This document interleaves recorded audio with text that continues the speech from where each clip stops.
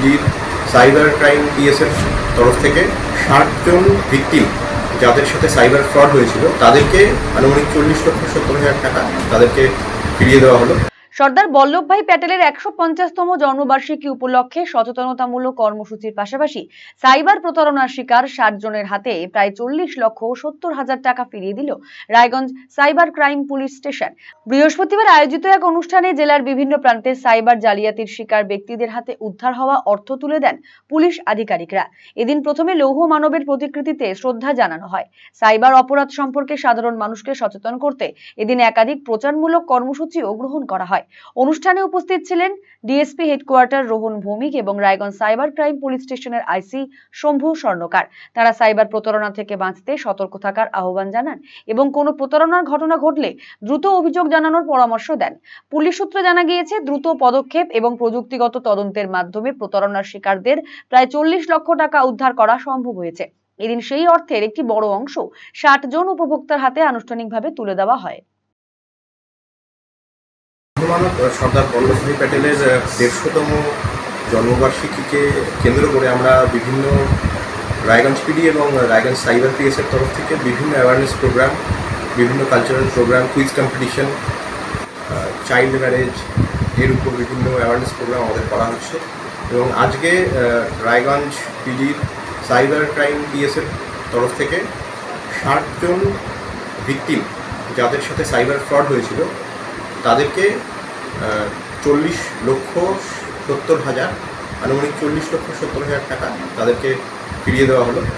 লৌহ মানব সর্দার বল্লভভাই প্যাটেলের যে আমাদের স্বাধীনতার এবং পরবর্তীতে দেশ গঠনে ওনার যে অবদান তাকে মাথায় রেখে এবং আমরা পরবর্তীতেও বিভিন্ন রকম অনুষ্ঠান কর্মসূচি পালন করি।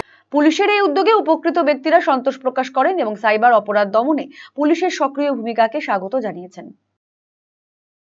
ট্রেডিং পারপাস একটা থার্ড পার্টি আমার কাছে 1,82,500 টাকা নিয়েছিল। তো তারপরে নেওয়ার পরে ওনারা যোগাযোগ বন্ধ করে দেয়। তো তারপরে আমি সাইবার ক্রাইমে এখানে রিপোর্ট জানাই। তো এনারা 1,17,500 টাকা রিকভারি হয়েছে। এখনও 65,000 টাকা আছে, এনারা বলেছেন রিকভারি হবে।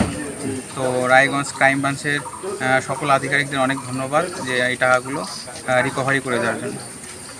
আগে 2-2.5 মাস নাগাদ হবে, এক্স্যাক্টলি ডেটটা বলতে মনে নেই আমার, কিন্তু 2-2.5 মাস আগে এটা হয়েছে। কীভাবে খোয়া গেছিল? এটা হচ্ছে আপনার যে ট্রেডিং যে অ্যাপগুলো আছে সেই অ্যাপসের মাধ্যমে থার্ড পার্টি টাকা নেয় এবং সেখানে তারা ট্রেডিং রিকভারি করে।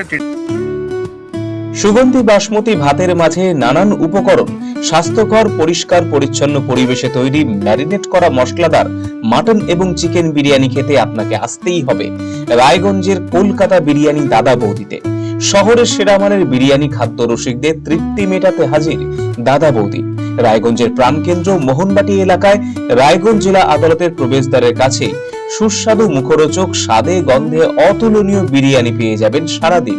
তাই রায়গঞ্জ শহরে বিরিয়ানির এখন সেরা ঠিকানা কলকাতা বিরিয়ানি দাদা বৌদি। কলকাতা বিরিয়ানি দাদা বৌদি, মোহনবাটি, রায়গঞ্জ, উত্তর দিনাজপুর। Phone number 6204-774-768। আমাদের এই ক্লিনিকে সমস্ত রকম দাঁতের চিকিৎসা করা হয়, যেমন দাঁত তোলা, আরসিটি, দাঁত বাঁধানো, দাঁতের ফিলিং এবং আরো বিভিন্ন রকম সমস্ত রকম আধুনিক পরিষেবা এখানে দাঁতের দেওয়া হয়। রায়গঞ্জ তথা উত্তর দিনাজপুর জেলার প্রখ্যাত দন্ত চিকিৎসক কালিদাস সাহার দন্তসাথী এখন আরো আধুনিক ও উন্নত মানের পরিষেবা নিয়ে এসেছে সকলের জন্য। অত্যাধুনিক টেকনোলজি নির্ভর এই সুপরিচিত অ্যাডভান্স ডেন্টাল ক্লিনিকে এখন নিয়মিত বসছেন ডক্টর কালিদাস সাহা ও ডক্টর অরিত্র সাহা।